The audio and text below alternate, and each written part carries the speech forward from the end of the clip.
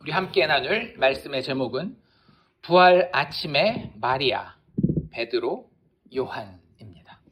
오늘 등장인물이 누구예요? 마리아, 베드로, 요한. 물론 부활하신 예수님도 나오고 천사 2명도 나오죠. 우리 인간적인 레벨에서는 이 세 사람이 나옵니다. 마리아와 베드로와 요한. 우리 이제 지난주까지 19장을 봤단 말이에요. 그렇죠? 19장까지 무슨 이야기가 있었어요? 예수님이 십자가형을 선도받으시고 그리고 실제 십자가에서 죽으셨을 뿐만 아니라 그 시체가 십자가에서 이제 내려와서 어떻게 됐어요?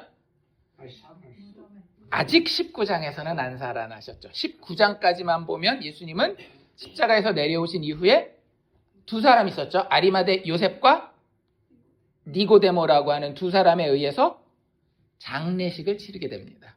그래서 어디에 묻히게 돼요? 부자였던 아리마대 요셉의 무덤에, 새 무덤이었죠.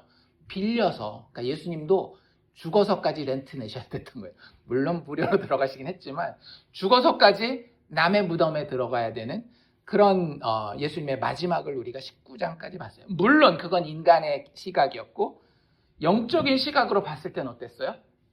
예수님이 십자가에서 고난받으실 때, 그리고 목숨을 거두시는 그 순간, 그리고 죽어서 인간의 말로 표현했을 때는 시체가 되었을 때에도 여전히 이 모든 역사와 사건을 이끌고 가고 계시는 건 누구였어요?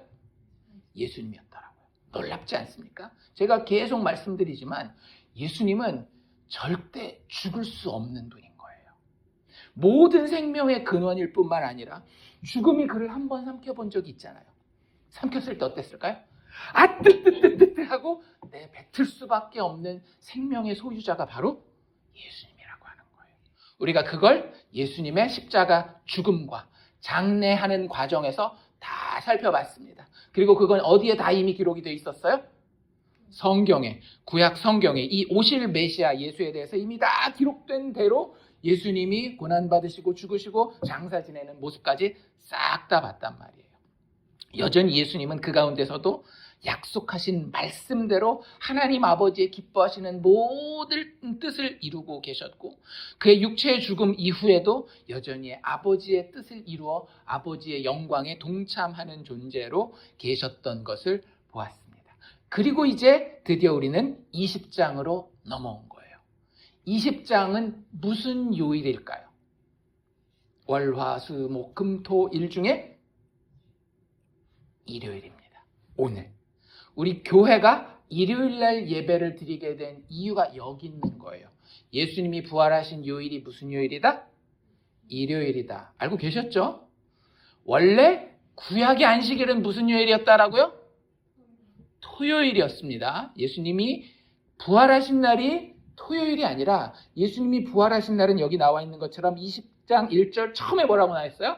안식 후 첫날. 그쵸? 그걸 요일로 바꾸면 무슨 요일이라고요? 일요일이라고요. 일요일 날 있었던 일. 오늘 우리가 지금 예배드리는 이 요일에 있었던 이야기를 오늘 우리가 살펴보게 되는 거예요. 예수님이 결국엔 어떻게 되셨어요? 죽으셨지만 다시 살아나셨단 말이에요. 그런데 이 예수님이 살아나시는 것에 대해서 구약 성경에도 이미 이야기가 되어 있었고요. 예수님도 살아계실 때 제자들한테 뭐라 그랬어요? 내가 이방인들의 손에 팔려서 죽을 텐데 나는 곧 살아날 것이다 라는 이야기를 예수님 스스로도 하셨단 말이에요. 그거 말고도 우리 지난주에 살펴본 건 뭐였어요? 예수님이 응애하고 태어나는 모습 자체도 뭘 보여주는 거였어요? 예수님의 죽으실 모습과 다시 살아날 모습을 보여줬다라고 말씀드렸던 거 혹시 기억나시나요? 그 당시 유대에서 아기들이 태어나면 원래 어떻게 한다라고요? 강보로, 즉 포대기 천으로 돌돌돌돌 말아놓는다라 그랬잖아요. 그럼 원래 어디에 눕혀야 돼요? 침대에다가 눕혀야 되는데 예수님은 어디에 눕혀졌다라고요? 말구유. 근데 그 말구유가 우리가 생각하는 나무로 만든 말구유가 아니라고 얘기를 했어요. 뭘로 만들었다라 그랬어요? 돌로 만들었어요. 그러니 그 돌 베드 위에 돌돌돌돌 말아가지고 딱 올려놓으니까 딱 무슨 모양이었어요? 유대 시체에 묻어놓은 모습이었더라고요. 유대인들이 시체를 묻어놓을 때 어떻게 했다라고요?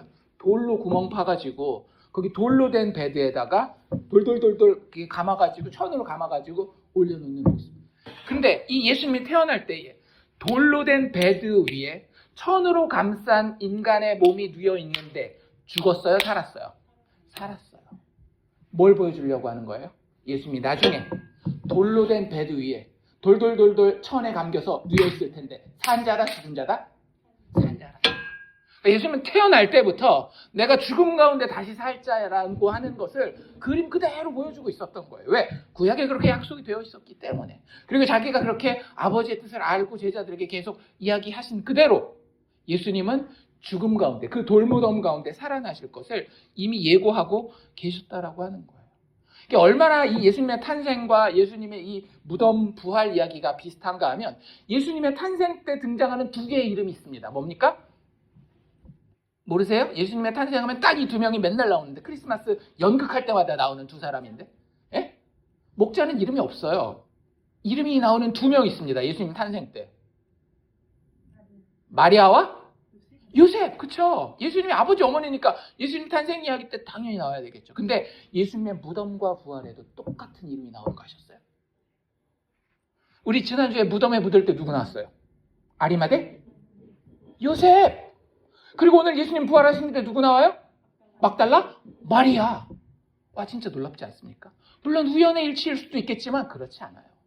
요셉, 이 요한복음을 쓴 요한이 얼마나 치밀한 사람인데요.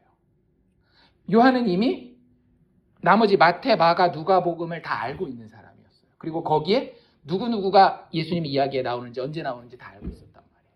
그리고 마지막에 근데 있잖아. 마지막에 어떤 일이 있었는지 알아? 예수님의 무덤과 부활의 장소에 똑같은 요셉과 마리아가 있었다. 예수님 태어나실 때부터 사실은 다시 사실 것을 이야기하고 있었다는 거야. 그 이야기를 오늘 요한이, 사도 요한이 이 19장에서 20장 넘어가면서 우리에게 해주고 있다라고 하는 겁니다. 어쨌든 그렇게 이제 이야기가 진행되는 거예요. 결국 우리는 힌트를 가지고 예수님 사시겠구나. 물론 마리아나 여기 나오는 베드로, 요한은 전혀 상상도 못하고 있겠지만 성경을 쭉 읽어가면서 이걸 제대로 기도하면서 읽으면 이쯤 오면 예수님 다시 살아나시겠구나 라는 예상을 해야 되는 게 정상인 겁니다. 이야기를 한번 살펴보죠. 아까도 이야기한 것처럼 이게 언제 일어난 일이라고요? 안식 후 첫날, 우리식으로 따지면 무슨 요일날? 일요일날 일어났는데 그냥 첫날 정도가 아니라 1절에 보면 안식 후 첫날 일찍이라고 돼 있어요. 게다가 뭐라고까지 더해져 있는가 하면 아직 어두울 때에. 요즘에 몇 시 정도면 어둡습니까? 아침에? 뭐 7시면 대낮이죠. 요즘에 아침에 일어나 보셨어요? 안 일어나십니까? 아침에 7시만 돼도 대낮이에요. 환해요. 깜깜하려면 제가 있어 보니까 최소한 새벽 6시, 5시에 돼야 깜깜해요. 그러니까 그 정도 된 시간이라고 보시면 됩니다. 물론 계절이 봄이거든요. 근데 뭐 봄이나 가을이나 해 길이는 비슷비슷하잖아요. 그러니까 깜깜할 때에 새벽 한 3, 4시 좀 넘어서 5, 6시 넘어가는 그때 정도가 아닐까라고 생각이 들어요. 그때에 누가 등장합니까? 막달라 마리아가 등장을 해요. 일찍이 아직 어두울 때에 막달라 마리아가 무덤에 와서 돌이 무덤에서 옮겨진 것을 봤다라고 이야기를 합니다. 여자가 가요? 근데 그 당시에 유대인들의 무덤은 어떻게 생겼는지 많이 들어보셨죠? 어떻게 생겼어요?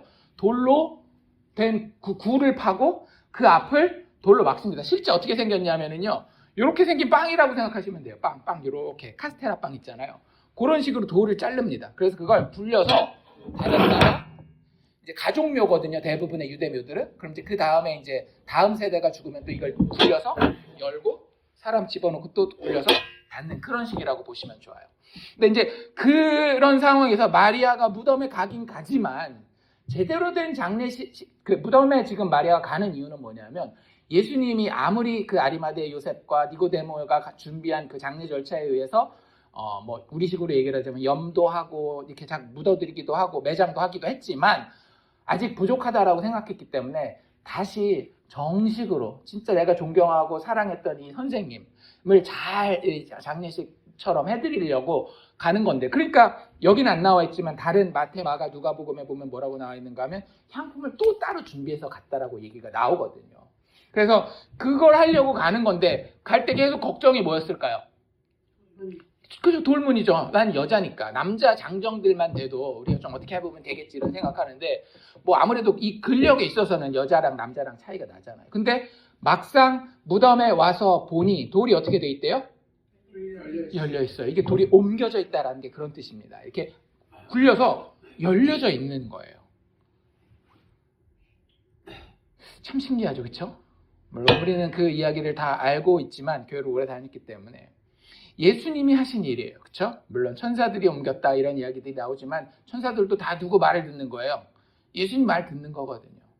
예수님이 이렇게 하시는 것 자체가 참 뭐라 그래야 될까? 진짜 우리 돌아가시는 장면에서 계속 봤던 게 뭐예요? 성경을 응하게 하려고. 그 중에 하나가 저는 이거라고 생각해요. 구약 성경에 10계명이 나오죠, 그렇죠? 10계명 중에 제 4계명이 뭔지 아십니까? 안식일을 기억하여 거룩하게 지키라. 쉬라는 얘기잖아요. 일하지 말고. 근데 예수님이 돌아가신 요일이 무슨 요일이에요? 금요일 날 돌아가셨어요. 그래서 금요일부터 세는 거거든요. 우리가 3일 만에 부활하셨다라고 할 때는 돌아가신 날하고 부활하신 날을 다 세는 겁니다. 돌아가신 날이 금요일이에요. 다시 살아난 게 무슨 요일이라고요? 주일, 일요일. 그럼 그 사이에 무슨 요일 있어요? 토요일. 이거 무슨 일? 안식일. 예수님 안식일에 뭐 하셨게요?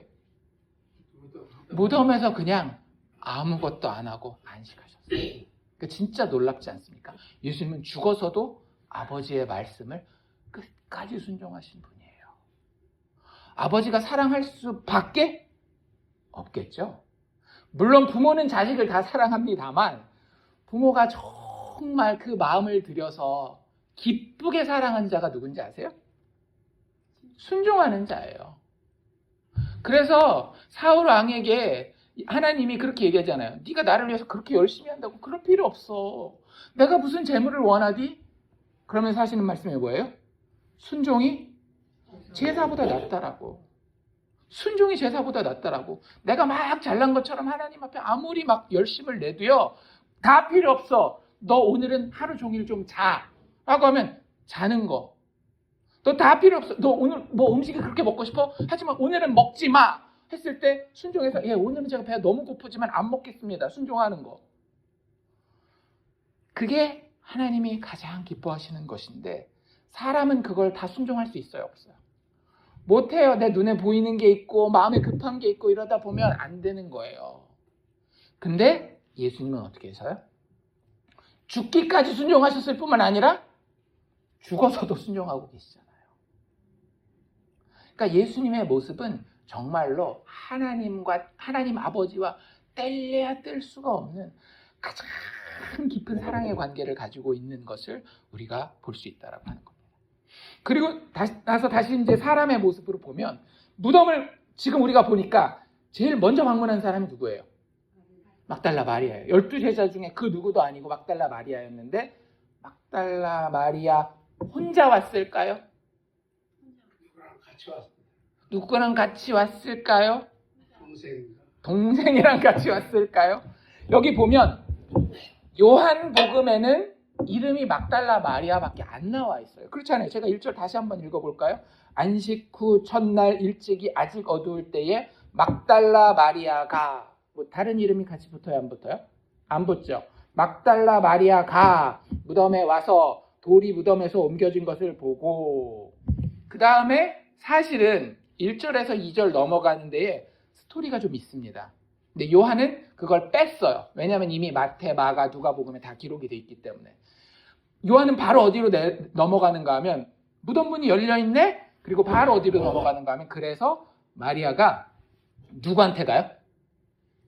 베드로와 예수님이 사랑하셨던 다른 제자에게 가서 야, 무덤 문이 열리고 무덤이 비었어 라는 이야기를 전하는 이야기가 2절에 바로 나오는 겁니다. 2절에 뭐라 그래요? 시몬 베드로와 예수께서 사랑하시던 그 다른 제자에게 달려가서 말하되 뭐라고 말하는지 잘 들어봅시다. 잘 들으셔야 돼요. 그래야지 한 명인지 여러 명인지 알 수 있거든요.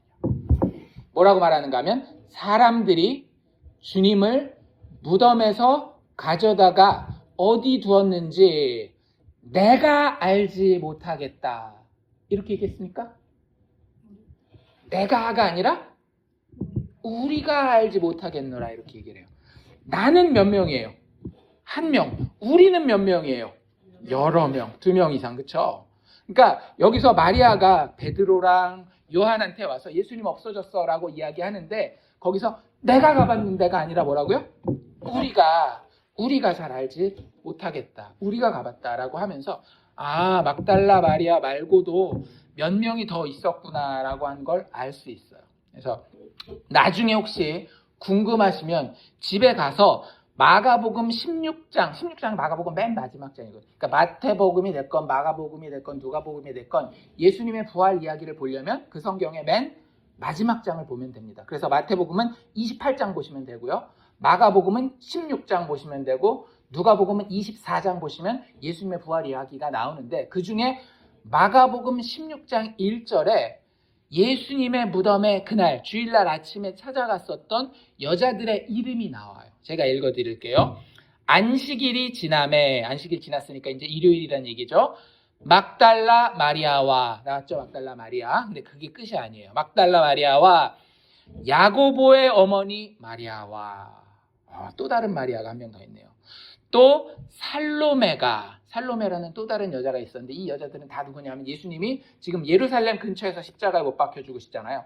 예루살렘뿐만 아니라 저 위에 갈릴리에서부터 사역할 때 예수님을 뒤에서 알게 모르게 물심양면으로 도왔던 여자들이라는 표현이 나와요.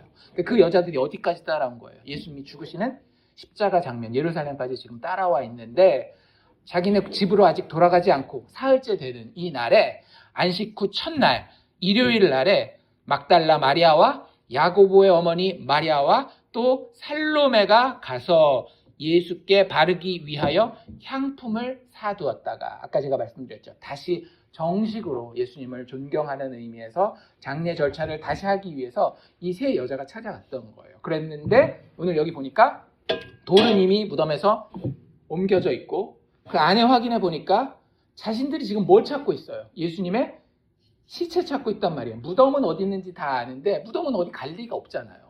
근데 예수님의 시체가 어디 가버렸단 말이에요. 그래서 본인들이 큰일 났다 생각해서 베드로와 예수께서 사랑하시던 그 다른 제자 이름이 뭐예요? 요한이죠. 요한은 자기 이름을 한 번도 요한복음에서 밝히지 않습니다. 주님이 사랑하셨던 그 제자요. 그러니까 자기 안에 진짜 이 뭐라 그래야 될까? 자부심? 약간 그래서 베드로랑 뭐가 있어요? 라이벌 의식이 있죠. 예수님이 나를 더 사랑하는 거야? 베드로를 더 사랑하는 진짜 좀 있는 것 같아요. 어쨌든 자기를 이야기할 때 자기 이름을 한 번도 사용하지 않고 여기서도 뭐라고 얘기를 하는가 하면 예수께서 사랑하시던 그 다른 제자. 근데 진짜 요한은 그게 뭐 자랑하려고 한 게 아니라 진짜 예수님의 그 사랑하시는 마음을 진짜 느꼈던 것 같아요. 요 바로 전에도 어떤 일이 있었죠? 우리가 그 예수님의 십자가 장면을 볼 때 사실은 제가 이제 그거는 조금 맥락이 안 맞아서 저희 할 때는 빼놓고 지나갔는데 요한과 예수님의 에피소드가 예수님 십자가에 못 박혔을 때도 사실은 있었습니다. 원래 십자가에 누가 있었어야 돼요? 12제자들이 다 있었어야 돼요. 근데 한 명은 배반해서 목매달아 죽고 베드로는 어떻게 했어요? 예수님 3번 부인하고 도망가고 나머지 제자들도 어디 갔는지 모르게 싹 다 사라진 상태에서 지금 십자가 밑에 있는 유일한 제자는 누구밖에 없었는가 하면 요한밖에 없었어요. 그리고 그 요한을 향해서 예수님이 십자가에서 뭐라고 이야기했습니다. 뭐라고 얘기하셨죠? 일단 자기 어머니 마리아에게 먼저 이야기해요. 여자여, 당신의 아들이니이다. 요한복음. 그리고 요한한테는 뭐라 그래요? 요한아, 너의 어머니다. 모시고 살라는 얘기죠. 요한이 그때 어떤 느낌을 받았을까요? 와, 이 노인네를 내가 모시고 살아야 돼. 이런 생각했을까요? 아니에요. 요한이 정말 예수님의 사랑을 많이 받았고 예수님도 정말 요한을 많이 사랑했을 뿐만 아니라 요한도 베드로한테 어떻게 하면 짓지 않을까라는 그런 생각을 가지고 예수님을 정말 사랑하던 사람이었는데 예수님 드디어 나를 인정해 주시는구나 이런 생각 안 했을까요? 어머니를 나한테 맡기시는구나 우리 스승님이 이런 생각 했을 거란 말이에요. 진짜 그 마음 가운데에 예수님을 향한 사랑이 요한은 있었던 사람이에요. 그래서 자기를 소개할 때 뭐라고 소개할 수밖에 없는 거예요. 예수께서 사랑하시던 그 다른 제자. 어쨌든 지금 제가 하려는 얘기는 마리아와 그 무리가 무덤을 보고 예수님의 십체가 없어진 걸 보고 제자들에게 왔는데 그 중에 특별히 두 명이 누구예요? 베드로와 요한에게 그 얘기를 했다라는 거예요. 그게 중요한 겁니다. 그 얘기를 했는데 그때 다른 제자들도 있기야 있었겠죠. 그렇죠?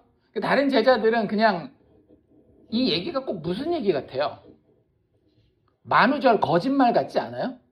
제가 예를 들어서 우리 가령교회 이제 다 다녔었으니까 최승강 목사님이 어제 다시 살아나셨답니다. 한번 보러 가시겠습니까? 하면 뭐라 그러겠어요? 농담하지 말게나 그러지 않으시겠어요? 똑같은 얘기를 지금 11제자가 듣고 있는 거예요. 근데 누구랑 누구만?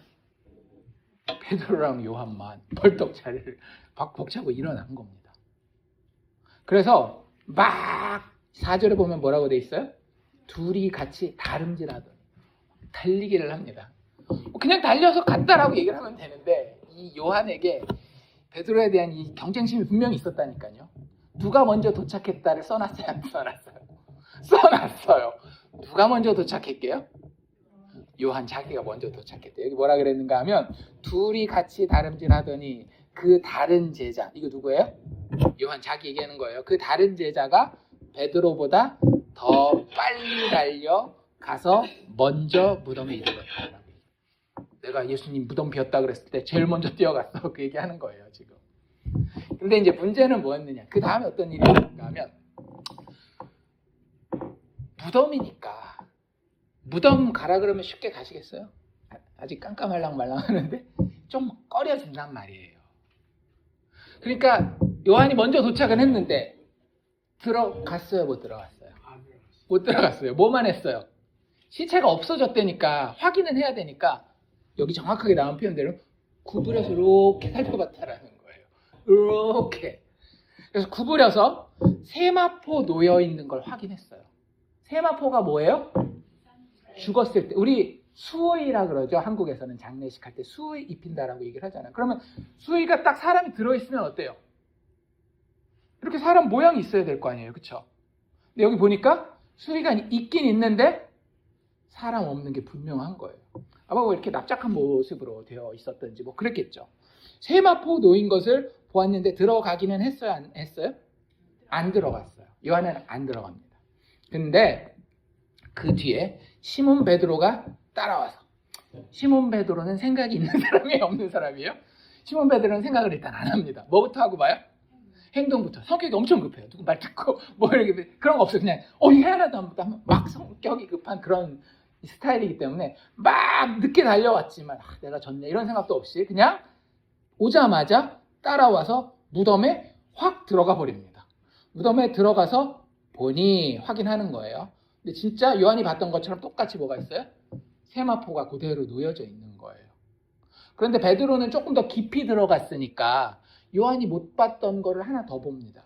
뭘 보는가 하면 7절인데요. 또 머리를 쌌던 수건이라는 표현이 나와요.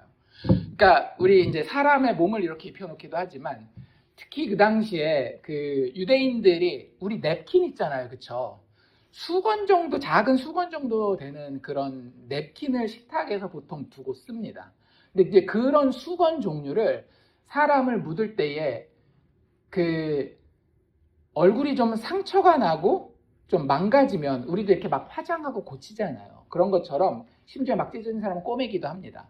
화상 나고 한 사람들도 이거 다 하고 그렇게 하고 염하는 거거든요. 근데 그 당시에도 마찬가지였던 거예요. 이렇게 얼굴 형체가 많이 상해 있는 사람들은 장례식도 하고 해야 되니까 그걸 좀 잘 마무리를 해야 되는데 요즘처럼 막 꼬매고 화장하고 이런 기술이 없으니까 이 얼굴 닦는 이런 냅킨 같은 걸 반으로 딱 접어가지고 얼굴을 이렇게 닦고 또 그래도 이게 상처가 너무 심하다 그러면 그걸 이렇게 덮어요. 그래서 그 덮고 나중에는 이제 시체가 죽은 다음에도 좀 잘 있으라고 턱이 이렇게 벌어지면 좀 그렇잖아요. 시체라 할지라도. 그래서 나중에는 그걸로 이렇게 턱을 그 끈으로 이렇게 묶어 놓기도 합니다. 그러니까 그런 식으로 예수님이 십자가에서 가시면류관 쓰고 채찍으로 엄청 맞고 했으니까 얼굴이 말이 아니었을 거 아니에요. 그래서 얼굴을 수건으로 덮어놨던 거예요. 그리고 그걸 닦고 덮어놨는지 아니면 덮은 다음에 나중에 이제 묻은 다음에는 이렇게 묶어서 턱을 고정했는지 그건 정확하게 몰라요. 학자들마다 좀 생각이 다른데 그렇게 해서 그 예수님 얼굴 수건이 있었는데 그 얼굴 수건을 베드로가 들어가서 보니까 세마포랑 같이 있는 게 아니라 여기 뭐라 그랬어요? 머리 썼던 수건은 세마포와 함께 놓여있지 않고 딴 곳에 쌌었던 대로 즉 이렇게 해가지고 잘 접어서 포개서 원래 이 헬라어 표현은 똘똘똘똘 말아서 우리도 수건 해가지고 똘똘똘똘 말아 놓잖아요. 그런 것처럼 똘똘똘똘 말아서 딴 곳에 잘 놔져 있다라는 거예요. 신기하죠, 그렇죠?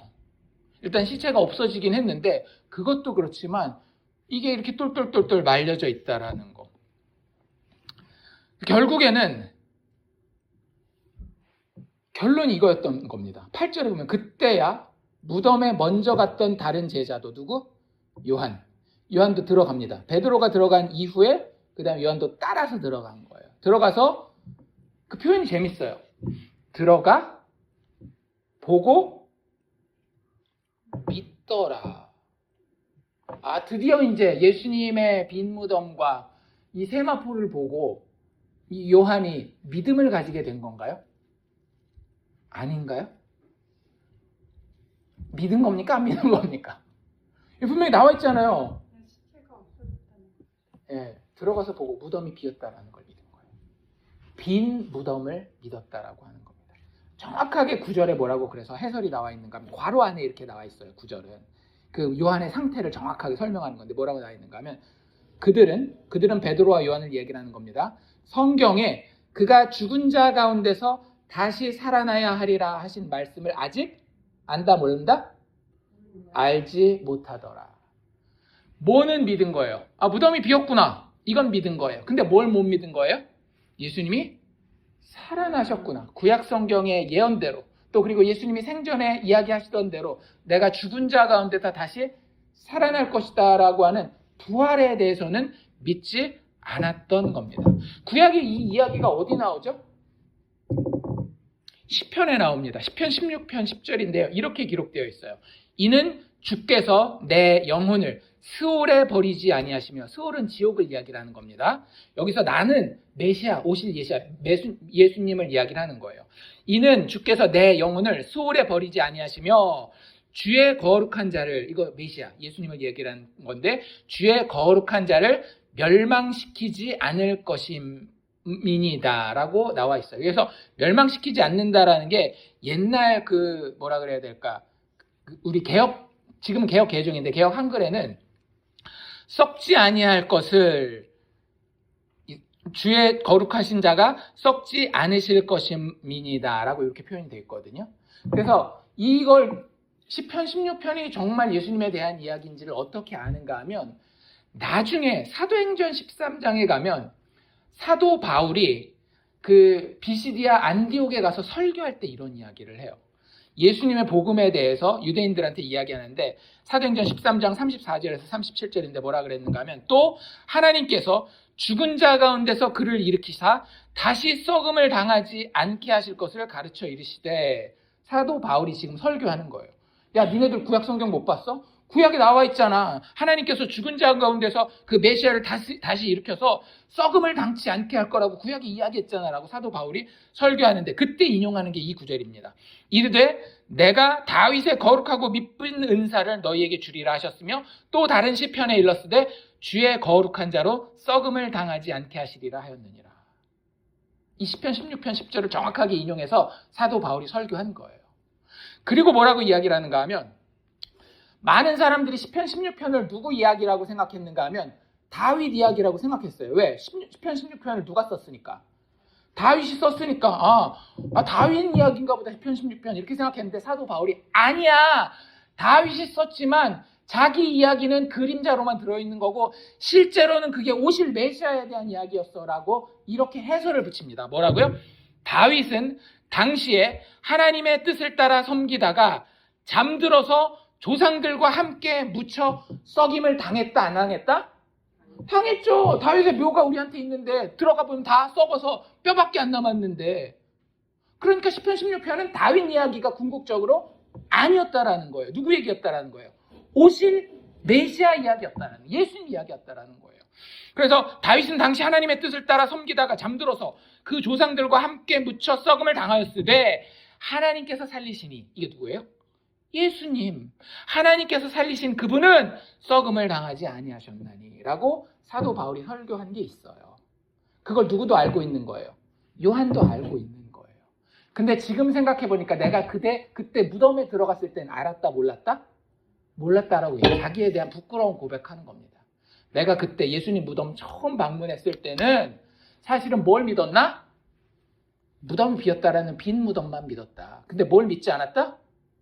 썩지 않고 부활하신 그 예수는 내가 알지 못했다라고 이야기를 하고 있는 겁니다. 여러분들, 우리가 혹시 이 자리에 있지 않습니까? 우리 다 뭐라고 얘기해요? 예수 믿으십니까? 뭐라고 대답하세요? 예수 믿습니다. 믿습니다. 이렇게 대답하잖아요. 근데 도대체 어떤 믿음입니까? 베드로나 요한이 가지고 있는 빈 무덤에 대한 그런 믿음 아니세요? 예수님 정말 다시 살아나셨습니까? 나에게 능력 있는 분이십니까? 예수 정말 부활하셨는지, 정말 부활하신 그 예수를 만났는지, 나의 생계와 나의 생명이 위협받더라도 예수님 살아나셨어요 라고 이야기할 수밖에 없는지, 아니면 나의 생계와 나의 생명이 위협받는 상황에서는 굳이 예수님이 사셔야 되나요? 내가 착하게 살기만 하면 되죠. 그렇게 뒷걸음칠 것인지. 그 당시에 예수 믿는 사람들은요, 일상생활하기가 참 불편했습니다. 우리식으로 얘기를 하면 뭐 이런 거예요. 내가 정부로부터 받는 돈이 있잖아요. 힘들면. 그쵸? 그 정부로부터 받는 돈을 받는데 물어보는 질문이 이거예요. 너 진짜 예수가 다시 살아났어? 뭐라고 대답하실래요? 야, 이거 내가 예수 살아났다라고 얘기를 하면 이 돈 끊길 텐데? 내가 가지고 있는 직장에서 쫓겨날 텐데? 예수님을 빈 무덤으로만 만난 사람들은 뭐라고 대답할까요? 그래, 무덤이 비어있는 건 내가 봤어. 그치, 무덤이 비어있었지. 근데 부활하신 예수를 알고 만나지 않은 사람들은요, 예수 부활했다라고 이야기하지 않아요. 자기 밥그릇이 날렸을 때. 근데 진짜 부활하신 예수를 만나면 딴 도리가 있습니까? 내가 진짜 죽었다가 다시 살아난 예수를 만났는데 내 밥그릇이 끊기는 한이 있더라도 엉엉 울면서라도 주님 다시 사셨어요 라고 이야기할 수밖에 없는 거예요. 제가 지금 말씀드리는 것은 여러분들 의지력을 가지고 강하게 예수님 붙들고 예수님 부인하면 안 됩니다를 이야기하는 게 아니에요. 우리의 의지력으로 예수 믿을 수 없습니다. 그런데 예수를, 진짜 부활하신 예수를 만난 것과 그럴 것 같다라고 신앙생활하는 건 다르다라는 걸 말씀드리는 거예요. 내 힘으로 예수님 부활하셨다라고 끝까지 우기는 거 안 돼요. 내 생계가 달렸는데, 내 목줄이 달렸는데, 근데 누구는 돼요? 부활하신 예수를 진짜 만난 사람은 그게 돼요. 우리 스스로에게 다시 한번 물어봅시다. 우리는 이들을 가리켜서 손가락질 할 수 있어요. 얼마든지. 야, 어떻게 부활하신 예수를 그 눈앞에 두고도 모르는 거야? 예수님도 이야기하셨고 구약성경에도 다 얘기가 돼 있는데, 아니요, 그렇지 않아요. 진짜 예수를 보지 못하면은요, 이게 정상인 거예요. 빈 무덤은 내가 알겠다. 근데 예수 부활한지는 잘 모르겠다. 예수님 다시 살아나셨습니다. 성령의 도우심 가운데에 그분 체험하시기를 주의 이름으로 축원합니다. 내 힘으로, 우리 힘으로 되지 않는 거기 때문에 우리의 일상에서 그게 고난이 되건 축복이 되건 무슨 방법을 통해서건 살아계신 예수, 부활하신 예수를 진짜 만나서 알고 그 예수 믿기를 바라요. 실체로 어디 갔는지도 모르는 그 예수 말고 예수님 살아나셨습니다. 예수님 살아나셨다라고요.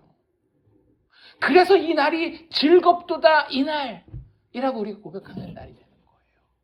그냥 종교적으로 어쩌다가 일주일에 한 번씩 이제 한 번쯤 교회는 갈 날이 됐나 보다. 그날 아니에요. 부활하신 예수, 그 예수를 다시 한번 높이고 다시 한번 실제 체험하는, 만나는 그날이란 말이에요. 내가 그 날 서 있는지 다시 한번 내 스스로에게 묻고, 내 힘으로 되지 않습니다. 제가 다시 한번 말씀드리지만 내 힘으로 되지 않지만 성령 의지하십시오. 주님 나를 불쌍히 여겨주십시오. 부활하신 예수를 내가 오늘도 체험하기를 원합니다. 그 자리에 반드시 어떻게 해서든지 서실 수 있기를 바랍니다. 어쨌든 그게 베드로와 요한이 무덤에 가서 경험하고 보인 반응이에요. 그리고 난 다음에 그 다음에 어떻게 했어요? 그들의 믿음이 아직 완전하지 않았다는 걸 뭘 보면 알 수 있습니까? 10절 보면 알 수 있죠. 뭐예요? 이에 두 제자가 자기들의 집으로 돌아가니라. 여기에 감격이 보입니까? 여기에 정말로 와, 이 놀람이 보입니까? 어떤 결단이나 이런 게 보여요? 전혀 안 보이죠.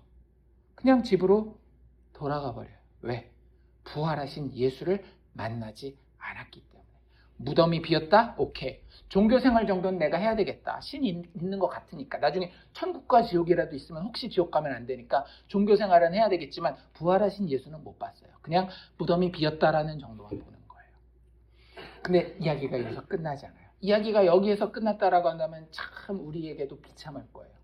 근데 이야기가 여기서 끝나지 않는다라는 거예요. 자, 그 다음에 어떤 이야기가 나오는지 봅시다. 11절입니다. 누구의 이야기로 다시 돌아와요? 마리아의 이야기로 다시 돌아옵니다. 이 마리아는 누구예요? 여러 마리아가 있었지만 그 중에서 막달라 마리아를 이야기하는 겁니다. 마리아가 베드로와 요한에게 보고했어요. 그리고 베드로와 요한도 보고 갔어요. 마리아도 근데 애지간히나 예수님을 사랑했었던 것 같아요. 그래서 예수님 존경하는 예수님, 내가 어떻게 이 향유로 좀 장례식이라도 해드려야 될 텐데 라는 생각을 하면서 그 무덤을 떠나지 못하고 있는 겁니다. 그냥 떠나지만 못하고 있는 게 아니라 여기 뭐라고 되어 있는가 하면 마리아는 무덤 밖에 서서 울고 있었다라고 이야기해요. 그러니까 예수님을 향해서 정말로 그 진지한 마음이 있었던 거예요. 막달라 마리아가 어떤 사람인지 혹시 아십니까? 그 마리아가 이 마리아인지 어떤 사람은 그렇다라고 이야기도 하고 어떤 사람은 아니라고도 이야기도 해요. 그래서 저도 이번에 다시 한번 다 찾아봤거든요. 그럴 수도 있고 아닐 수도 있어요. 우리가 모르겠더라고요, 그거는. 그럼 이 막달라 마리아는 누굽니까? 향유를 부은 마리아. 그게 막달라 마리아인지 아닌지 정확하게 몰라요. 왜냐면 거기 그냥 마리아라고만 돼 있거든요. 원래 막달라가 무슨 뜻인지 아십니까?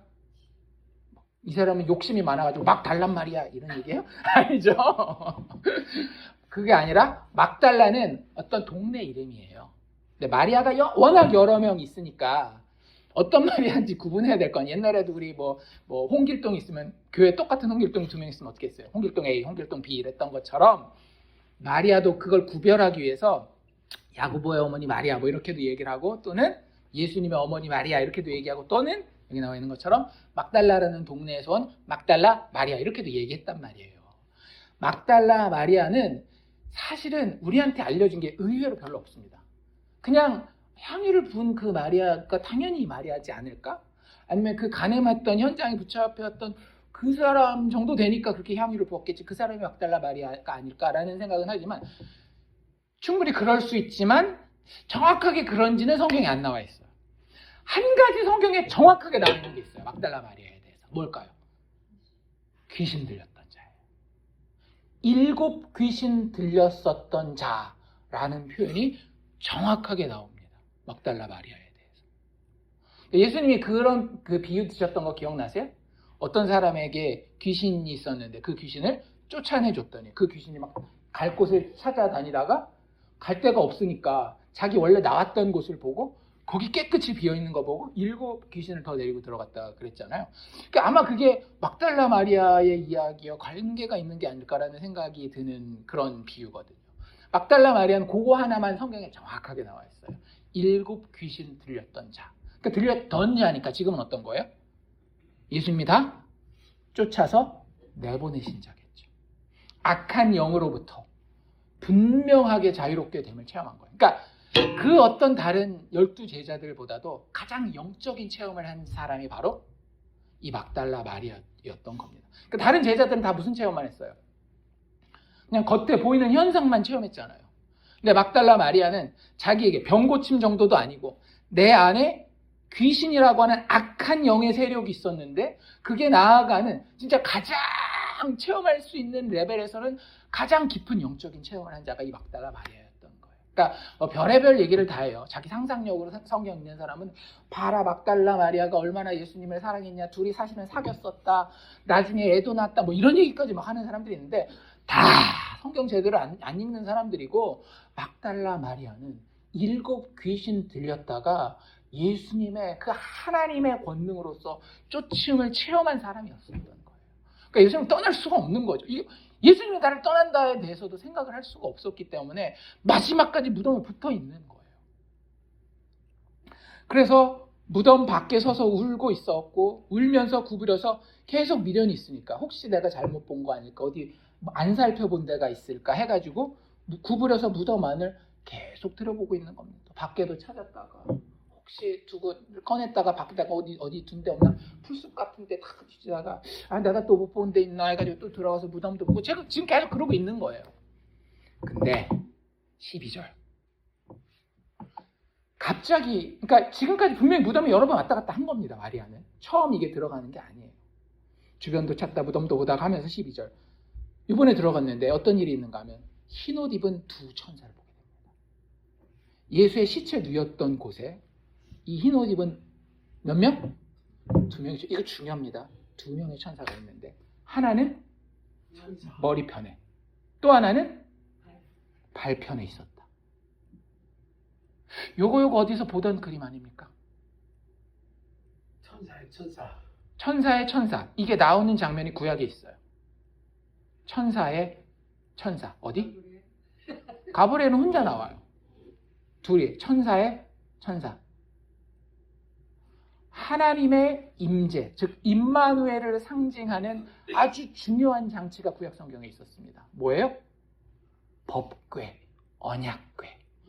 언약궤를 덮는 뚜껑을 우리가 시은좌, 은혜의 보좌라고 이야기를 하거든요. 근데 그 뚜껑의 디자인이 어떻게 생겼는가 하면 이쪽 끝에 천사 하나, 이쪽 끝에 천사 하나, 그리고 그 천사가 섬기고 있는 그 가운데 자리에 누가 좌정하셔요?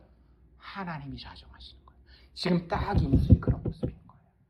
예수님이 죽으신 그 돌 무덤 안에 머리 쪽에 한 천사와 발 쪽에 한 천사가 있으면서 하나님의 임재가 여기 있다라고 하는 걸 우리에게 보여주는 거예요. 진짜 놀랍지 않나요? 예수님 살아나셨는데 난 하나님이야. 너희들을 그렇게 함께하고 싶었던 구약에서 언약궤 위에서 그 자비와 은혜 가운데 만나기 원했던 그 하나님이 나야 라고 보여주고 계시는 거예요. 마리아는 아직 눈치를 채고 있지 못하죠. 그래서 천사들이 먼저 말을 합니다. 13절 천사들이 이르되, 천사들이 뭐라고 얘기하게요? 왜 우느냐. 맞아요, 그렇게 얘기했어요. 근데 중요한 한마디를 빼먹으셨네. 뭘 빼먹으셨어요? 누굴 찾느냐? 그 얘기는 안 했어요. 천사들이 여자여라고 이야기를 합니다. 한번 생각을 해보세요. 천사가 막달라 마리아를 무덤 속에서 만났습니다. 천사는 얘가 누군지 알까요? 모를까요? 알지 않겠어요? 천사는 영특한 존재입니다. 그리고 이미 이 모든 스토리라인을 쫙 꿰고 있어요. 얘가 막달라 마리아라는 정도는 충분히 알고 있을 거예요. 근데 뭐라고 부른다라고요? 여자요. 그게 하나고요. 두 번째가 이제 방금 말씀하신 어찌하여 우느냐, 왜 우니? 이걸 물어보는 거예요. 마리아의 대답은 뭐였습니까? 분명히 나 예수님 시체 잃어버렸다 이런 생각을 가지고 거기서 이제 이 생각이 더 올라가지를 못하는 게, 사람이 한 번 생각이 이렇게 딱 갇히잖아요. 그러면 거기서 벗어나는 게 진짜 힘든 것 같긴 해요. 마리아도 똑같습니다. 사람들이 내 주님을 옮겨다가 어디 두었는지 내가 알지 못함이니이다. 지금 마리아의 생각 가운데 예수님은 어떤 존재? 시체가 되어 죽어있는 존재인 거예요. 예수님 스스로는 아무것도 할 수 없는 우리 불쌍한 예수님, 그 시체만이라도 내가 가져다가 어떻게 해야 될 텐데 너무나 불쌍하고 너무나도 능력 없는 시체 예수님 찾고 있는 거예요. 마리아는 자기가 그렇게 영적인 경험을 했음에도 이 믿을 수 없는 십자가와 무덤의 이 현실 앞에 주저앉아 버립니다. 우리도 그러지 않나요? 맨날 믿음 있다라고 하지만 나의 힘들고 절망적인 이 현실 앞에 막 팍 주저앉아 버리는. 그래서 예수님은 나한테 시체 같은 존재 아니에요. 마리아가 지금 딱 그 자리에 앉아 있는 거예요. 그 자리에 대고 천사가 여자여 어찌하여 우느냐. 그냥 그 질문만 하고 마리아가 대답한 다음에 천사가 어디에 있다, 살아났다 이런 얘기 안 해요. 그냥 천사는 그냥 쑥 무대에서 사라집니다. 그리고 나서 14절인데요. 이 말을 하고, 그러니까 마리아가 대답을 하고 천사한테 예수님 시체 어디 갔는지 못 찾겠어요 대답하고 난 이후에 뒤를 딱 돌이켰는데 와우, 예수께서 서 계셨다는 거예요. 그러면 양심 있으면 알아봐야 돼요? 못 알아봐야 돼요? 알아봐야죠. 자기 7 귀신도 쫓아줬고 자신도 그렇게 존경한다라고 쫓아다녔는데 이 말을 하고 뒤로 돌이켜 예수께서 서 계신 것을 보았으나 예수이신 줄은 알지 못하더라. 여러분 이거 진짜 중요한 겁니다. 우리가 예수 믿는다라고 이야기하지만 내가 생각하고 내가 기대하는 예수가 아무 능력도 없고 아무 생명도 없고 그저 죽어 있는 시체와 똑같은 예수라고 한다면 예수가 지금 여기 계셔도 나는 그 예수를 알아본다 못 알아본다? 못 알아본다. 여러분들 예수 믿는 사람들에게 부활신앙은 너무나도 중요한 것입니다. 부활신앙이라고 하는 것은 정말로 우리의 신앙을 살아있는 신앙으로 만들어 놓는 가장 중요한 신앙의 내용이에요. 그래서 제가 아까도 계속 말씀드렸잖아요. 부활하신 예수 만나셨습니까? 그 내 생계를 끊어버리는 한이 있더라도 그 예수 만나는 거 나는 부인할 수가 없습니다라고 하는 그 부활 신앙이 있느냐라고 하는 거예요. 부활 예수에 대한 체험이 있느냐라고 하는 거예요. 마리아가 아직 그 예수를 만나지 못했기 때문에 부활하신 예수가 생명으로 능력으로 여기 서 있는데 예수이신 줄은 알지 못하고 있는 겁니다. 불쌍하죠? 이게 내 모습이라고요. 부활하신 예수를 심장 가운데 뜨겁게 품지 못한 자의 불쌍한 모습이 지금 마리아를 통해서 여기 보여지고 있는 거예요. 그러니까 예수님이 답답해서 물어보셔요. 예수님 뭐라고 물어봤을까요? 첫 마디 뭐예요? 15절 예수께서 이르시되 여자여. 요쯤 되면 이제 좀 눈치를 채셔야 돼요. 뭐지 이렇게. 그러니까 이게 무슨 뜻인지 모르더라도 천사도 얘를 지금 뭐라고 불렀어요? 여자요. 마리아라고 부르지 않고 여자요. 이렇게 부르고요. 예수님은 분명히 이 여자 이름 알고 있습니까? 모르고 있습니까? 알아요. 나중에 보면 진짜 마리아라고 부르십니다. 그렇죠? 그러면 얼마나 반갑겠어요. 죽은 사람이 다시 살아 돌아오는데 그러면 이름 불러줘야 되지 않겠어요? 예수님? 근데 이름 불러줘요? 안 불러줘요? 안 불러줘요. 뭐라고 부르신다라고요? 여자요. 그러니까 이쯤 되면 이거 뭔가 있는데라고 한 번쯤은 생각해 보셔야 되는 거예요. 어쨌든 여자라고 부릅니다. 그리고 나서 무슨 얘기 하십니까? 어찌하여 우느냐. 이거 누가 했던 질문이랑 똑같은 질문이에요? 천사가 방금 전에 했던 질문이랑 똑같은 질문이에요. 중요한 건 반복된다. 그거 알고 계셔야 됩니다. 성경에서 중요한 건 계속 반복돼요. 여자여 반복됐고요. 어찌하여 울고 있느냐. 지금 이거 울어야 될 자리라는 거예요? 아니라는 얘기예요. 아니라는 얘기예요. 우리가 인생을 살아가면서 울고 있는 자리 있잖아요. 그 자리는 예수 믿는 자로서 우리가 울어야 되는 자리일까요? 아닐까요? 아닙니다. 우십시오. 울지 말라는 얘기가 아니에요. 근데 그때 천사의 음성을, 예수의 음성을, 부활하신 예수의 음성을 들으십시오. 어찌하여 울고 있느냐. 거기 네 자리 아니다. 이게 부활하신 예수님의 선언이요, 질문이요, 도전이라고 하는 겁니다. 울 수 있어요. 울지 말란 얘기가 아니에요. 저도 가끔씩 울 수 있습니다.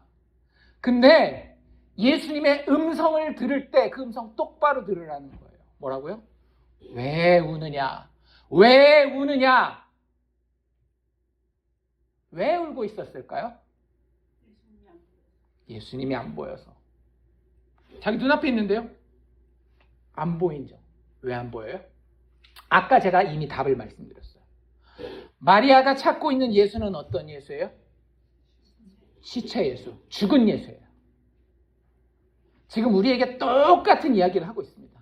내가 울 수밖에 없는 이 인생의 현장 가운데서 엉엉엉엉 울고 그 자리를 벗어나오고 있지 못할 때에 예수님이 너 지금 누구 찾고 있어? 그래서 그 다음 얘기를 하는 거예요. 누구를 찾느냐? 이거 제대로 네가 답변하지 못하면 넌 그 자리에 그대로 있는 거야. 원래 그 자리에 있으면 안 되는데 왜 네가 그 자리에 있는지 알아? 너는 시체 예수 찾고 있잖아. 너는 죽어있는 예수 찾고 있잖아. 아니야. 내가 지금 이렇게 살아서 네 눈앞에 있어. 그 예수 앞에 마리아는 여전히 이렇게 대답합니다. 그가 동산지기인 줄 알고. 얼마나 큰 착각이에요. 우리도 예수에 대해서 여러 가지 착각하지 않나요? 그냥 내 마음이나 좀 위로해 주시는 분, 죽은 다음에 천국 갈 때 내 티켓 확인해 주신 분, 이 정도가 예수님 그런 분 아닌 거 아시죠? 진짜 실제로 우리와 똑같은 육체를 가지고 이 땅에 오셔서 모든 유혹과 고난을 다 견디고 이기신 다음에 죽으셔서 다시 살아나신 능력자가 예수예요.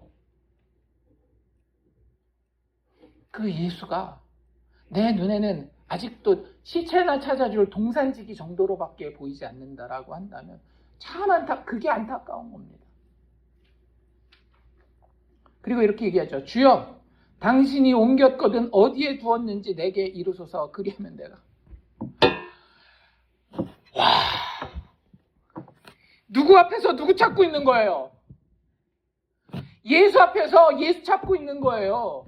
근데 예수 앞에서 당신 예수 주세요라고 얘기하지 말고 예수 앞에서 당신 말고 딴 예수 찾아주세요 이러고 있는 거예요. 우리 교회 그렇게 다니고 있지 않아요?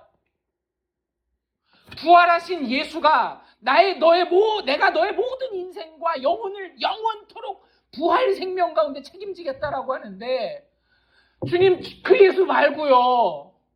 내 자식들 잘 되게 해줄 그 예수 어디 갔어요? 내 건강 해결해줄 그 예수 어디 갔냐라고요. 죽어버린 것 같은데요. 좀 그 예수 좀 살려서 내 가족 좀 평안하게 해주시고 내 건강 좀 살려주시고 경제적인 문제 좀 해결해주세요. 이러고 있지 않나요? 예수님이 그 마리아에게 이렇게 한마디 하십니다. 딱 한마디. 뭐라고 하시죠? 됐다 쳐라. 그러셔요? 그쵸? 예수님 그런 분 아니에요. 우리가 아무리 우둔하고 아무리 부족해도 우리를 쳐내는 분이 예수가 아니십니다. 율법주의자는 어떻게 생각해요? 내가 하나님한테 잘못한 거 있으니까 하나님 나 쫓아내겠다. 절대 그런 분 아니라고요. 절대 그런 분이 아니라고요. 우리 예수님은. 이렇게 못난 마리아에게 예수님 이렇게 얘기하십니다. 마리아야. 이거 무슨 의미가 있을까요? 아무 말도 안 덧붙이시고 그냥 마리아야 얘기하셔요. 그 전까지는 계속 뭐라고 불렀어요? 여자요 이렇게 불렀단 말이에요. 근데 오히려 이 마리아가 이렇게 둔하고 무지할 때 예수님은 그를 찾아가서 뭐라고 부르신다라고요? 마리아야. 내가 너를 이름으로 안다라는 거예요. 그냥 지나가는 행인 일 이게 아니라 너 나 알지?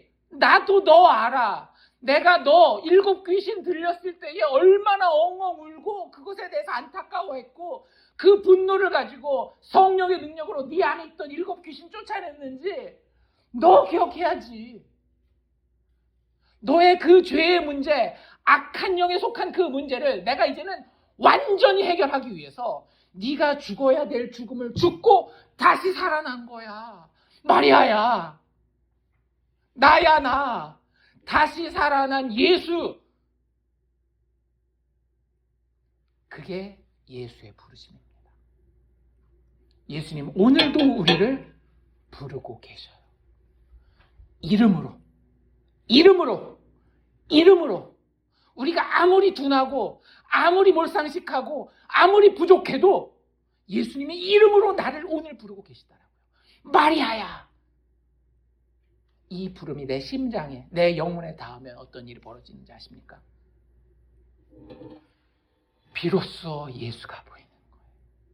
마리아가 뭐라 그래요? 라보니. 이게 무슨 뜻이래요? 선생님. 랍비여. 주님이시군요. 진짜 살아나셨군요. 이런 얘기예요. 지금까지 마리아의 믿음은 베드로, 요한이랑 똑같았어요. 어떤 믿음? 빈 무덤이구나. 무덤이 비어있구나라는 믿음에서 이제 질적으로 다른 믿음을 마리아는 가지게 된 거예요. 부활하신 예수님을 만났기 때문에. 당신 다시 살아나셨군요. 주님. 그럼 우리에게 이 감격이 있어야 되는 거예요. 예수 믿는다라고 하면 부활절 1년에 한 번 반짝 주님 다시 살아나셨습니다. 계란 까먹고 맛있습니다. 우리 애들 에그헌팅 잘했나? 아니 그거 다 필요 없고요. 일요일이 무슨 요일이라고요? 예수님 다시 살아나신 요일이라고요. 물론 매일매일 우리가 부활하신 예수를 만나야 되겠지만 최소한 주일날만이라도 하나님 앞에 회복되어서 주님 정말 다시 살아나신 분 맞군요. 나의 주인, 나의 유일한 선생, 나의 하나님이시여. 우리 다음 주에 도마에 대해서도 보겠지만 나의 하나님이시여. 살아계신 나의 주님이시여. 이런 고백이 우리에게 매일 터져 나오고 주일 예배 때마다 터져 나와야 되는 거예요. 그리고 나서 예수가 이제 알아보는구나 라고 하면서 뭐라고 하시는가 하면 나를 붙들지 말라. 내가 아버지께로 가야 할 것이다. 내가 이렇게 아버지께 가는 것을 나의 형제들, 여기서 형제들은 누굴 얘기하는 거겠어요? 제자들에게 가서 이야기하라 라고 이야기를 합니다. 그래서 막달라 마리아는 그 자리에서 바로 가서 제자들한테 내가 주를 보았다. 이 주는 어떤 주예요? 시체주 말고 부활하신 주 보았다라고 전합니다. 몇 가지만 더 분명히 해봅시다. 왜 여자일까요? 여러 가지 이유가 있을 수 있어요. 부활을 부인하는 사람들은 예수님이 살아나지 않았다라는 걸 어떻게 해서든지 증명해 보려고 이런저런 시호를 다 합니다. 근데 예수님이 죽었다라는 거는 거의 예수 안 믿는 사람들도 인정할 수밖에 없는 역사적 사실이에요. 왜냐하면 여러 문서에 분명하게 나와 있거든요. 그러니까 우리 성경에만 나와 있는 게 아니라 예수님의 존재와 예수님의 죽음에 대해서는 정말 많은 세상 문서에도 다 나와 있어요. 그러니까 예수님이 죽었다라는 걸 증명하는 건 되게 쉬운 일. 근데 예수님이 살아났다, 혹은 예수님이 죽어서 무덤에 그대로 있다라고 하는 걸 이야기하는 거는 어느 쪽이 되든지 간에 되게 어렵습니다. 왜냐면 일단 무덤 자체가 어디 있는지 모르고 지금은 그 무덤이 진짜 시체가 있으면 금방 이야기를 할 텐데 그 당시에 유대인들이 그렇게 시체를 있었으면 바랬지만 시체가 실제 있었어요? 없었어요? 없었단 말이에요. 그래서 그 사람들이 만들어낸 그 가짜 거짓말이 뭐였어요? 예수님 시체를 훔쳐간다. 마태복음에 나와 있어요. 제사장들이 모여가지고 큰일 났다.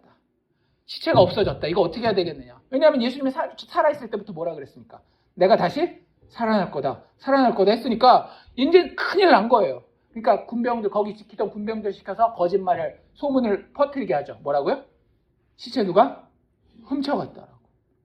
근데 왜 이 세마포 이야기가 여기 기록되어 있는지 아세요? 여러 가지 이유가 있겠지만 만약에 누가 시체를 훔치러 왔어요. 그럼 거기는 군인이 지키고 있었거든요.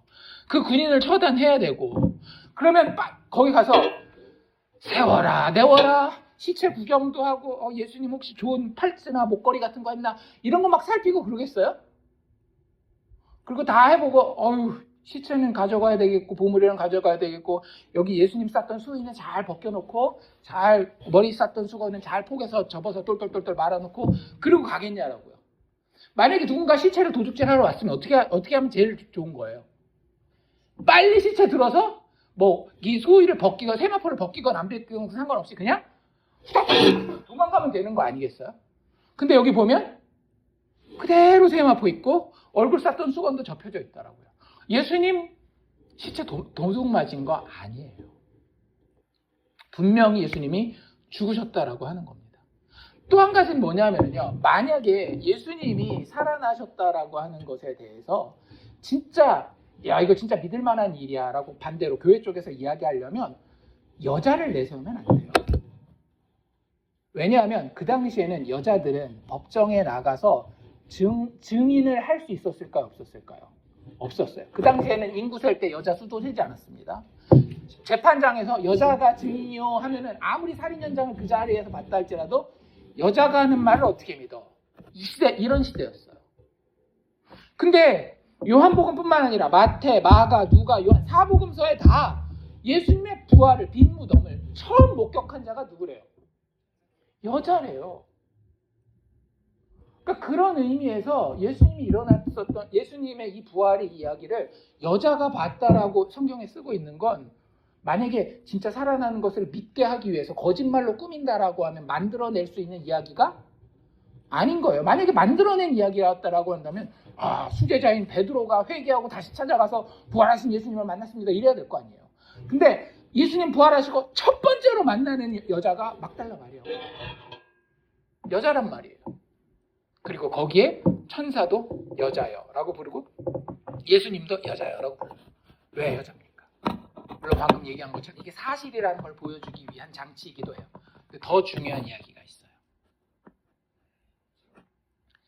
왜 여자여야만 되는가? 예수님이 요한복음에서 처음 행한 기적이 뭔지 아세요? 가나 혼인잔치예요. 혼인잔치를 통해서 예수님이 보여주려고 하는 건 봐라 내가 물 가지고 포도주 만들 수 있다. 나 힘세다. 이거 아니라고 제가 말씀드렸어요. 왜 예수님의 첫 번째 기적이 가나 혼인잔치였는가 하면 너랑 나랑 무슨 관계게 이걸 보여주기 위한 거였어요. 너는 내 여자고 나는 너의 남자다. 나는 너의 신랑이고 너는 나의 신부이다. 그 결혼잔치가 망가지려고 하면 내가 포도주를 준비하여 즉 나의 피를 준비하여 그 결혼식을 성대하고 아름답게 완성하고야 말겠다. 이게 예수님의 첫 선언이었던 거거든요. 나는 남자고 너는 여자다. 왜 그래야 돼요? 첫 남자와 첫 여자의 이야기를 보면 알 수 있어요. 첫 남자가 누구였어요? 아담이었죠. 첫 여자가 누구였어요? 이브, 하와였단 말이에요. 남자에게 맡겨진 역할이 뭐였습니까? 아내를 자기 몸과 같이 사랑하는 거였어요. 여자의 역할은 뭐였어요? 남편에게 순종하는 거였어요. 근데 첫 범죄가 어떻게 일어납니까? 아내가 남편의 말을 듣는 게 아니라 뱀의 말을 들은 아내의 말을 누가 들어요? 남편이 듣는단 말이에요. 여자가 먼저 타락을 해요. 사실은 하와가 먼저 그 선악과를 따먹었을 때 그걸 말리고 나무라고 다시 돌이켜야 하는 존재는 누구였어요? 아니죠. 하와는 이미 타락했어요. 아담이, 남편이 해야 되는 거예요. 남편이 얼마나 중요한지 아십니까? 아내가 쓰러지고 넘어지고 실수할 때마다 자기의 피를 흘려서 그녀를 깨끗하게 만들고 다시 세우고 그녀를 깨지기 쉬운 그릇으로 알아서 가장 좋은 곳에 늘 인도해야 되는 존재가 남자란 말이에요. 근데 그 남자가 거기서 어쩌고 있어요? 주니까 좋다고 받아먹고는 나중에 하나님한테 혼날 때는 어때요? 이놈의 여자가 왜 현대의 가정생활이 힘든지 아십니까? 남자가 제대로 안 서기 때문에 그래요. 남자가 그때 아담이 가졌던 그 죄성을 가지고 자기가 살려야 하는, 자기가 세워야 하는, 자기가 깨끗하게 만들고 하나님 앞에 어떻게 해서든지 아름다운 모습으로 하나님 잘못했더라도 내 피값을 가지고 이 여자를 살려주십시오 해야 되는 그 남자가 제대로 안 서 있기 때문에 인류 전체가 첫 타락을 통해서 다 같이 타락해버린 것이고 오늘날의 가정들이 그렇게 망가진 거예요. 남자들은 책임감을 가져야 됩니다. 이 여자를 내가 하나님 앞에 가장 존귀한 존재로 세워놓고야 말리라. 그 여자가 높아서가 아니라 내가 그를 사랑하기 때문에. 그 자리에서 인류의 첫 타락이 일어나는 거예요. 그 자리에서 그 남편이 그 여자를 살렸어야 되는 거라고요. 근데 그러지 못했어요. 그래서 첫 아담은 실패한 아담입니다. 그래서 사도 바울이 뭐라고 얘기를 해요? 우리에게 두 번째 아담이 있다라고 이야기하지 않나요? 그게 누구예요? 예수님이에요. 그래서 예수님이 계속해서 내가 신랑이고 너희 교회가 여자 신부다라고 이야기하시는 거예요. 그게 뭐 혼인잔치가 멋있고 이쁘고 그래서가 아니라 우리가 하나님 앞에 예수라고 하는 남자가 아니면, 예수라고 하는 그 남편이 아니면 이 못나고 쓰러지고 더러운 이 모습에서 회복될 방법이 없거든요. 우리는 여전히 남편은이라고 하는 그 남자들을 쫓아다니는데 다 어떤 자들이에요? 구약 성경에 나오죠. 이스라엘 백성들이 하나님을 섬기지 아니하고 다른 이방의 우상신들을 바알신, 아세라신 막 쫓아다니는 거. 그런 죽어있는 신들 쫓아다니고 있는 게 우리예요. 근데 그를 찾아와서 자기 손으로 꽉 안으면서 여자여, 죽어있는 남자들 보지 말고 살아있는 남자인 나를 봐라. 나 살았다. 내가 너와 함께 영원히 살겠다. 아가서에서 그 신랑이 신부에게 하는 얘기가 뭔지 아세요? 나의 사랑, 나의 어여쁜 자야, 일어나서 함께 가자. 지금 예수님이 그 얘기하고 있는 거예요. 여자요, 죽은 신랑, 죽은 남자 찾고 있는 여자요, 살아라. 너의 육체의 신랑이 어떨지 몰라도 너의 영원한 신랑 된 내가 너의 이름을 알고 너를 품어 나의 영원한 생명 가운데 너를 동참하게 하리라. 그래서 여자인 거예요. 마리아 이전에 그래서 우리는 여자인 겁니다. 남자도 다 똑같이 여자인 거예요. 예수 앞에서는. 그 부활의 예수를 만났기 때문에 이제 마리아의 인생은 완전 다른 인생이 되는 겁니다.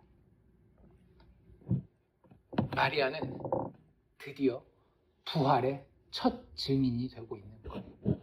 예수님이 그 부분에 대해서 중요하게 다짐을 시키시죠. 뭐라고요? 나를 붙들지 말라. 이게 옛날 성경에는 나를 만지지 말라 이렇게 돼 있어요. 왜? 예수님 만지면 큰일 납니까? 뭐 전기 올라가지고 죽어요? 아니면은 예수님이 하늘에 올라가야 되는데 마리아가 만졌다고 하늘 못 올라가잖아, 막 이렇게 되는 거예요. 옛날에 선녀와 나무꾼 얘기처럼? 아니에요. 예수님을 실제 만집니다. 알고 계셨어요? 마태복음에 가면 이 이후에 막달라 마리아와 다른 여자들이 또 예수님을 만나거든요. 그때 예수님 발을 진짜 만져요. 그러니까 이게 예수님을 붙들지 말라라고 하는 게 만지면 안 돼, 큰일 나, 이 얘기가 아니라, 여기서 예수님이 하고 싶은 것은 신체 접촉에 대한 금지가 아니라, 너 지금까지 시체 찾아왔잖아. 예수님에 대한 물리적인 의존 있잖아요. 예수님이 살아계셔서 내 옆에서 돈도 보조해 주셔야 되고 건강도 보조해 주셔야 되고 이런 것들. 아니, 그렇게 나를 의존하지 마, 이런 얘기예요. 나한테 더 중요한 일인데 뭐라고요? 내가 아버지께로 간다. 예수님이 아버지께로 가는 중요한 이유가 뭐예요? 가장 중요한 이유가 가셔서 성령을 보내주셔야 되기 때문에. 예수님이 이제는 우리와 영적으로 함께 하시는 거거든요. 나를 물리적으로 의존하려고 하지 말고 영적으로 나를 의존할 수 있는 그런 존재가 돼야 돼라고 이야기를 하시는 거예요. 부활의 예수는 그렇게 체험하는 겁니다. 우리가 뭐 돈이나 뭐 이런 건강 이런 걸로 체험하는 게 아니라 정말로 깊은 영적인 교제 가운데 성령의 충만케 하심 가운데에 이 부활 예수는 체험될 수 있는 거예요. 그래서 제가 그렇게 말씀 보십시오, 기도하십시오, 예배 성공해야 됩니다라고 하는 이유가 종교 행위이기 때문에 그런 게 아니라 예수 만나는 길은 그거밖에 없거든요. 예수님이 그 이야기를 하셨을 때 마리아가 알아듣고 가서 제자들에게 내가 주님 봤습니다. 더 이상 이제 마리아에게는 이게 부인할 수 없는 사실인 거예요. 나는 빈 무덤만 믿는 게 아니라 부활하신 예수 만났습니다. 그분이 나에게 하신 모든 말씀을 내가 당신에게도 전하겠습니다라고 이야기하는 거죠. 말씀을 정리해 봅시다. 베드로와 요한 그리고 이 마리아의 차이가 뭐예요? 처음에는 마리아도 똑같았지만 어떤 차이가 생깁니까? 만났느냐 안 만났느냐라는 거예요. 우리 스스로에게도 도전해 봅시다. 교회 50년, 60년, 70년 다녔는데도 부활 예수 안 만나고 다니는 사람 많아요. 만나셔야 합니다. 누구를? 시체 예수 말고 부활 예수를. 부활 예수 없으면은요, 교회에서 맨날 열심히나 내고 생각해보고 공부하고는 해요. 그런데 그 안에는 늘 낙담과 불완전한 믿음과 알지 못함이 있을 뿐이에요. 그런데 정말로 부활하신 예수를 만나면, 내가 학교를 못 다녔건 뭐 신학을 잘 모르건 상관없어요. 그 신앙에 감격이 있고요, 순종이 있고 주님에 대해서 말하는 증언이 있게 될 수밖에 없다고 하는 거예요. 그래서 마리아가 그 삶을 살아가게 됩니다. 우리 스스로에게 물어봅시다. 나는 내 열심과 생각으로 죽은 예수를 찾고 있습니까? 아니면 부활하여 찾아오신 주님에 의해 만나지셨습니까? 약속된 구원자 주 예수께서 분명히 죽음을 이기고 다시 사셨음을 매일의 삶에서 성령을 통해 그분을 만남으로 체험하는 우리가 되기를 주의 이름으로 축원합니다.